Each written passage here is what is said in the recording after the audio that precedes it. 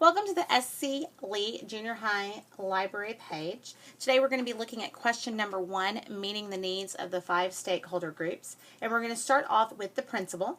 If we go down to teacher resources and scroll all the way to the bottom of most, we're going to notice that we have some links related to the different curriculum areas that are needed at Lee Junior High School. We have language arts, math, science. We also have fine arts as well as physical education. In the article, The Principal Factor, Audrey P. Church discusses that principals want library media specialists who are proactive and collaborative and that support student learning. This particular section of the Lee Library page demonstrates the library's role in promoting the education of students. Also, still on teacher resources, we're going to go look at the professional development section here of this particular page. It is important, according to Empowering Learners, that the library program supports the professional development of teachers as well as sustains and increases their knowledge and skills. I believe the professional development section here, as well as the teacher tools section, gives teachers those things that they need to enhance their curriculum and make it enjoyable for the kids. And that was Empowering Learners, page 29. We don't want to forget the students. We know that addressing multiple literacies is important with students, according to Empowering Learners, page 19. And there's one section here that I thought was really interesting, was the image and music sources for students. We know that it's important that we show students materials that are free from copyright or that are able to be used for educational purposes and show them how to correctly copyright those particular resources that they're using. And so I think this is a great page for the kids to be able to access those type of materials without just doing random Google searches. Another important stakeholder group is the parents, and if you notice, we do have a page dedicated to the parents. There's actually 2 pages that I want to point out in response to the parents and their needs. According to the Texas guidelines for libraries, the standards and guidelines for Texas libraries, it is important in Standard 5, page 25, that we develop a library program that offers not only students but community members, including parents, the opportunity to interact and engage with the library. And so this parent page really meets that need. It gives resources for parents. It allows the parents the opportunity to sign up and keep track of when their kids' books are out or if their kids have lost books. So this is a great page.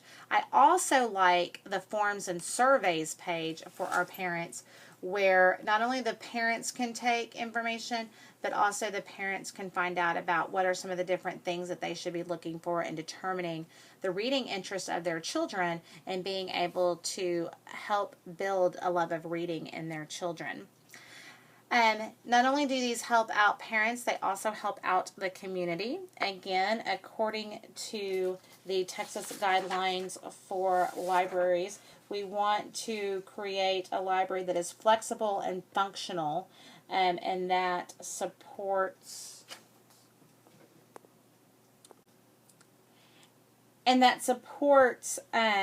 opportunities for communities and partners to be able to be involved with the library. Throughout the library's website you see this, but one of the pages I wanted to point out was media and magazines.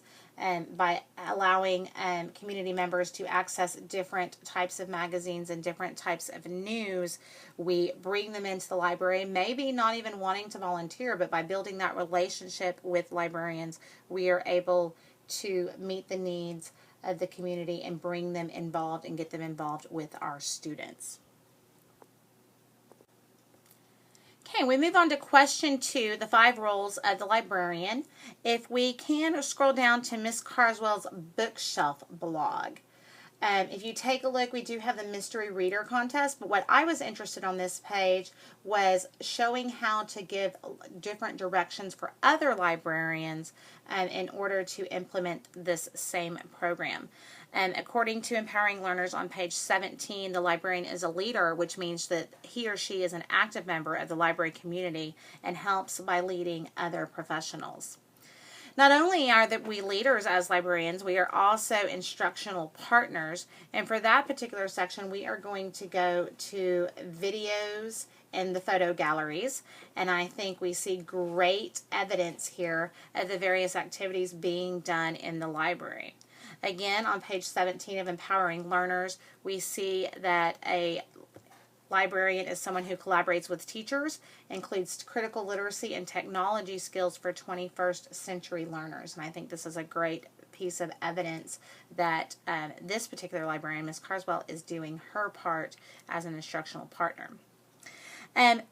In addition, we want librarians who show tech tools and provide 24/7 access to the library, according to page 17 of Empowering Learners. That's going to take us to the teacher resources section. And then from there, we're going to scroll down to the big 6. Oh, darn, wrong page. Sorry about that. Okay, back looking at how we're informational specialists, we want to look in the teacher resource section, and I want to point out the Web 2.0 tools, which are helping teachers and students to be able to implement and use Web 2.0 materials in their learning and in their use of information. The librarian is, of course, a teacher, and so we're going to scroll up to the project and research help. If you take a look at this section, we do have a how-to section that allows, there's also a how-to section right here. And both of these areas teach students and teachers how to do things like make book trailers and improve their PowerPoint presentations. Both of these, the project and research help as well as the how-to section, help the students to become critical thinkers and skillful researchers, which we know is important on page 18 of Empowering Learners. Finally, the librarian is a program administrator. So I'm going to take you back to the forms and surveys page that we visited as parents, and taking a look at how she's finding out about this library skills and the interest, as well as being able to evaluate Lone Star and Texas Bluebonnet books, both important programs to libraries here in Texas. On page 18 of Empowering Learners, it talks about ensuring resources are available for all members of the learning community, and by finding out what their interests are and what their skill set is, we can better meet the needs of our librarian patrons. Moving on to question 3, the 2 strengths and a weakness for this particular library page. I want to start off with 2 strengths, and I think one of them, I'm going to take you back to the video and photo galleries. I think we definitely see evidence of student learning taking place here, and according to EL page 19, we definitely want to provide quality instruction and create authentic learning experiences. By looking at some of the different activities going on in the library, we see that we do have a leader who advocates for student learning and models an inquiry-based approach to learning and information practices, both Empowering Learners pages 17 and 19. Another strength that I see is the plethora of resources that we have, not only for teachers but for students as well.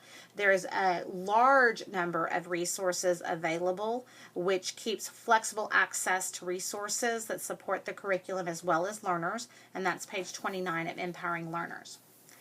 And talking about the resources, however, I do think there is a weakness, and that is in how the links are displayed. They are very bunched up and somewhat hard to navigate. So if this were mine, I would probably have icons to kind of better differentiate between the different links, have space between them. It's very bunched up and hard to navigate, as I've already said. If you take a look on page 34 of Empowering Learners, we do want online resources that are easy for users to find and labeled for accessibility. And that is the one thing that I would change as far as the SC Lee Junior High School Library. Overall, I think they have a pretty good library page, and there are definitely some things that I would use as I build my own library page in the future. And as I've stated, maybe a couple things I'd change. I hope you enjoyed your tour of the SC Lee Junior High School library page. Have a great evening.